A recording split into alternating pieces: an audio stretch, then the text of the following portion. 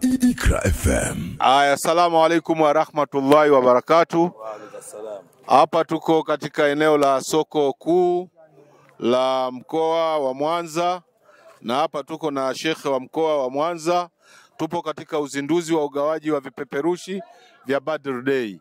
Kwa hiyo tunawaalika watu mbalimbali, na leo shekhe wa mkoa ameamua kutembea mwenyewe mguu kwa mguu.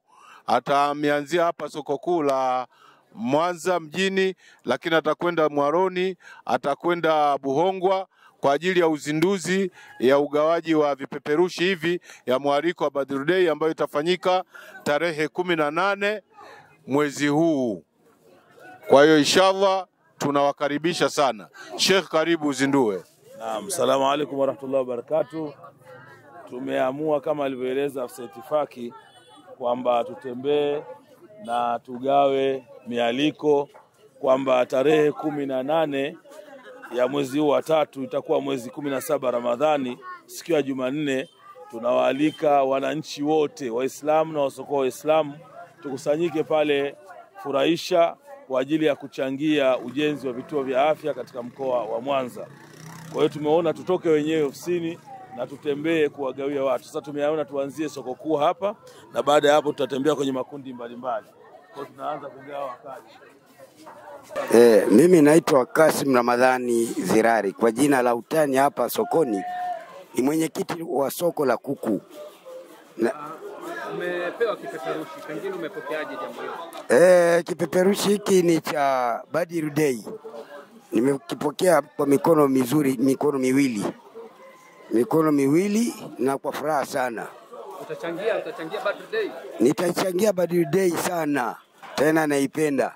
Pengine kwa yule ambaye bado hajapata kipeperushi hicho, unaweza kumwambia nini? Naweza kumwambia kuwa achangie Badr Day kwa sababu tunahamasisha ujenzi wa vituo vya afya, na vituo vya afya havihusiki Muislamu au sio Muislamu, kwa watu wa jinsia zote, Wakristo na Waislamu na madhehebu mengine yote, kwa binadamu, kwa ajili ya tiba na afya yako wewe mwenyewe. Vituo vya Ni muendelezo, ni kongamano la 3. Tunachangia ujenzi wa vituo vya afya wilaya zote 7. Na kama unavyojua, afya haina Kristo wala Uislamu. Hakuna malaria ya Kristo wala malaria ya Kiislamu. Kwa hiyo karibuni. Unaona leo na tutashirikiana pamoja, kwa sababu afya haina siasa kwanza. Afya sio siasa, afya ni uhai. Ukitaka kujua siasa, weka pembeni kwanza siasa, tengeneza kwanza afya. Maana bila afya siasa haipo, dini haipo. Wewe utakuwa unaamini watu waliokufa. Ina maana unabaki na majengo tu.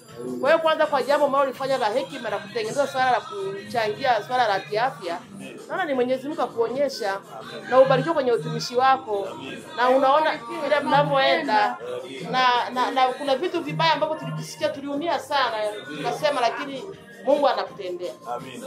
Unajua huyu kwetu sisi tunaita ni mti wa mafuta wa Mungu. Yaani mchungaji kusimamisha kwenye uongozi amekupaka mafuta. Yaani yoyote anayekusonta ameraniwa.